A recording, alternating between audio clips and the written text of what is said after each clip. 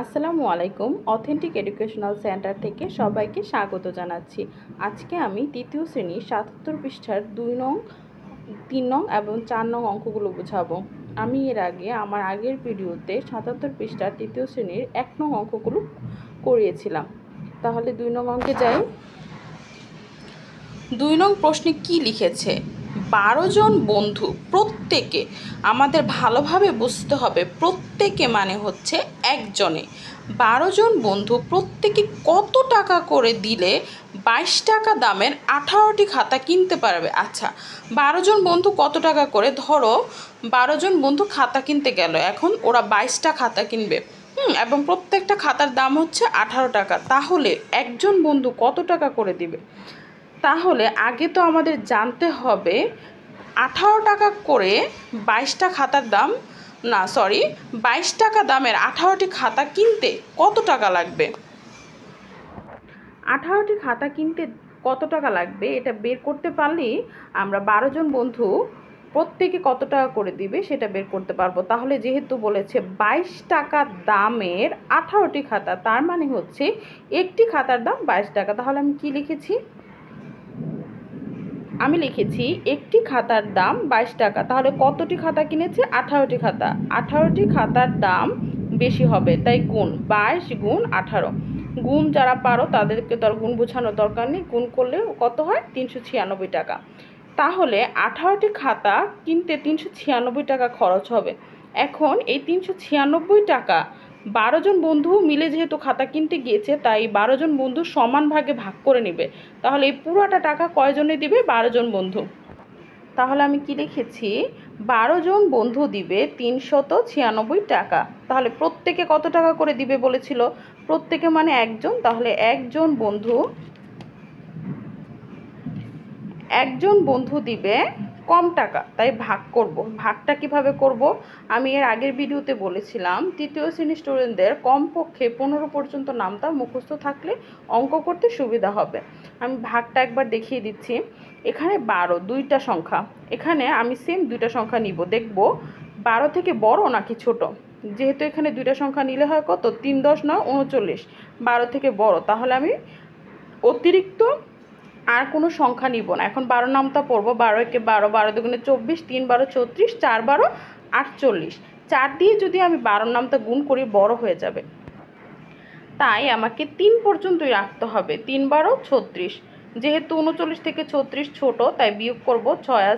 ৬ থেকে ৯ পর্যন্ত গুনব ৩, আর এখানে ৩ মিলে গেলে তো ০। এখানে ০ লিখতে হয় না বাম পাশে। তাহলে এখন এই ৩ সংখ্যাটা ছোট ছিল, তাই আমি এখান থেকে ৬কে নামিয়েছি। তাহলে এখন কত হলো? ৩৬।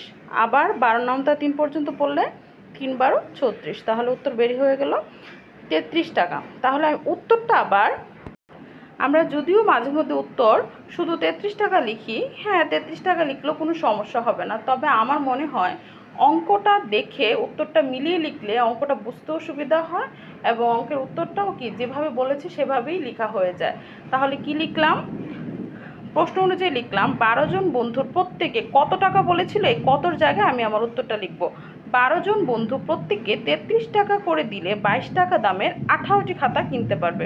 তাহলে ২ নম্বর অঙ্ক শেষ। আমি এখন ৩ নম্বর অঙ্কে যাচ্ছি। ৩ নম্বর অঙ্কে বলেছে ৫০০ টাকার ৩টি নোট ১৫ জনের মধ্যে ভাগ করে দিলে প্রত্যেকে কত টাকা পাবে। আচ্ছা, ৫০০ টাকার ৩টা নোটে কত টাকা হয় সেটা তো আমাদের জানতে হবে। তাহলে আমি কিভাবে করেছি দেখো। আমি লিখেছি ৫০০ টাকার একটি নোট সমান ৫০০ টাকা। ৫০০ টাকার একটা নোটে তো ৫০০ টাকাই হয়, তাহলে ৫০০ টাকার একটি নোট সমান ৫০০ টাকা। তাহলে এখানে কয়টা নোটের কথা বলেছিল? ৩টা। তাহলে 3টি নোট সমান কত হবে? গুণ করলাম ১৫০০ টাকা। এখানে আর গুণটা দেখালাম না, যেহেতু এটা ইজি সংখ্যা। ৩ এর ০ ০, ৩ এর ০ ০, আর হচ্ছে ৩ × ৫ = ১৫। তারপরে স্টেপে চলে যাব। যেহেতু বলেছে ৫০০ টাকার ৩টি নোট ১৫ জনকে দিবে, তাই ৫০০ টাকার 3টি নোটে যেহেতু ১৫০০ টাকা হয়েছে সেটা আমি পেয়ে গেছি। তাহলে এখন লিখব ১৫ জন পাবে ১৫০০ টাকা। একজন কম পাবে, তাই একজন পাবে হচ্ছে ১৫০০ ভাগ ১৫ টাকা। এবার ভাগটা দেখো, ভাগটা আমার স্টুডেন্টরা মাঝে মধ্যে ভুল করে। কি লিখে? আচ্ছা দেখাচ্ছি।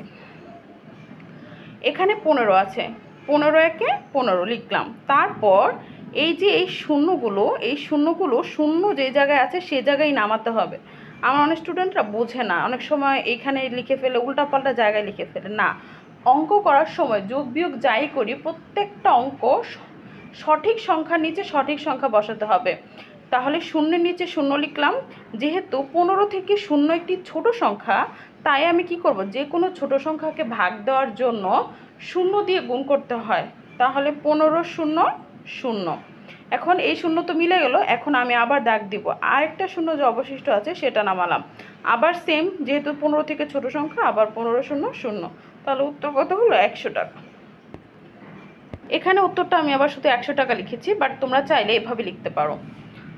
500 টাকার 3টি নোট 15 জনের মধ্যে ভাগ করে দিলে প্রত্যেকে 100 টাকা করে পাবে। ওকে, এবার আমরা 4 নং অঙ্কে যাচ্ছি। 4 নং অঙ্কে কি বলেছে? 63 জন বন্ধু 50 টাকা হারে এর মানে হচ্ছে একজনে 50 টাকা করে দিবে। 63 জন বন্ধু 50 টাকা হারে চাঁদা তোলে 9টি অসহায় পরিবারের মধ্যে বিতরণ করবে। তাহলে প্রত্যেকটি পরিবার কত টাকা পাবে? আচ্ছা, অনেক সময় হয় না যে বন্যা দুর্গতদের সাহায্য করার জন্য বা মহামারী দেখা দিলে বিভিন্ন সময় কি করে স্কাউট বা গার্লস গাইডের স্টুডেন্টরা বা অন্যান্য সংস্থাগুলো কি করে মানুষের কাছ থেকে সাহায্য সহযোগিতা নিয়ে বিভিন্ন পরিবারকে বিতরণ করে। ঠিক এইরকম 63 জন বন্ধু প্রত্যেকে 50 টাকা করে দিবে। তাহলে 63 জন বন্ধু থেকে মোট কত টাকা কালেক্ট করা হবে সেটা আমরা আগে বের করব। তাহলে কি লিখলাম? একজন বন্ধু চাঁদা দিল বা দিবে 50 টাকা, 63 জন বন্ধু চাঁদা দিবে বেশি টাকা, তাই 50 গুণ 63। এখানে আমি আর গুণ করে দেখালাম না। শূন্যের এখানে যে কোনো সংখ্যা গুণ করার সময় যদি শূন্য থাকে তাহলে শূন্যটা বসিয়ে দিব, আর 63-র সাথে আমি আলাদা করে 5 গুণ করে দিব। কিভাবে? এই যে দেখাচ্ছি।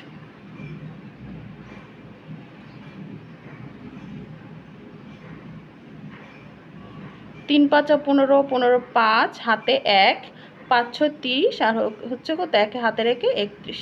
তাহলে এই যে 315 হলো, আর এখানে শূন্যটা বসিয়ে দিলাম, 3150 টাকা। তাহলে 63 জন বন্ধুর মোট চাঁদা হলো কত? 3150 টাকা। তাহলে এই 3150 টাকা তারা কয়টি পরিবারে বিতরণ করবে? 9টি পরিবারে।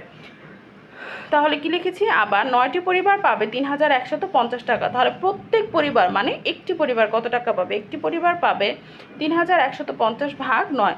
ভাগটা দেখো, 9 থেকে 9 যেহেতু একটা সংখ্যা, তাই আমি ফার্স্টে একটা সংখ্যা নিব 3। 9 3 থেকে 9 থেকে ছোট, তাই আমি 2টা সংখ্যা নিব। তাহলে কত হলো? 31। এখন 9 নামটা পড়বো, 9 কে 9, 9 দুগুণে 18, 3 নং 27, 4 নং 36। 4 দিয়ে দিলে বড় হয়ে যাবে, তাই আমি 3 পর্যন্ত রাখবো। 3 নং 27 বিয়োগ করার পর এখানে 4, আর এখানে হাতে 1, 2 একে 3, 3 3 মিলে 0, বাম দিকে 0 লিখতে হয় না, যেহেতু 4 ছোট সংখ্যা তাই আমি নতুন করে 5 নামালাম। 45, 9 নামটা পড়লে 5 নং 45 মিলে গেল। আমার অবশিষ্ট বাকি আছে কত? 0, তাই 0 বরাবর 0 নামাবো। আমি একটু আগের অঙ্কতে বলেছি ছোট সংখ্যা থাকলে কি করতে হবে? 0 দিয়ে গুণ করতে হবে। 9 0 0, এই তো অঙ্ক হয়ে গেল। তাহলে 350 টাকা। এখানে উত্তর লিখিনি, তাহলে তোমরা কিভাবে লিখবে? মানে উত্তর তো হবে হচ্ছে 350 টাকা। সাজিয়ে কিভাবে লিখবে? সাজিয়ে লিখবে হচ্ছে 63 জন বন্ধু 50 টাকা করে চাঁদা দিলে 9টি অসহায় পরিবারের মধ্যে বিতরণ করলে প্রত্যেক পরিবার 350 টাকা করে পাবে। ওকে, আজকে এই পর্যন্তই। আল্লাহ হাফেজ।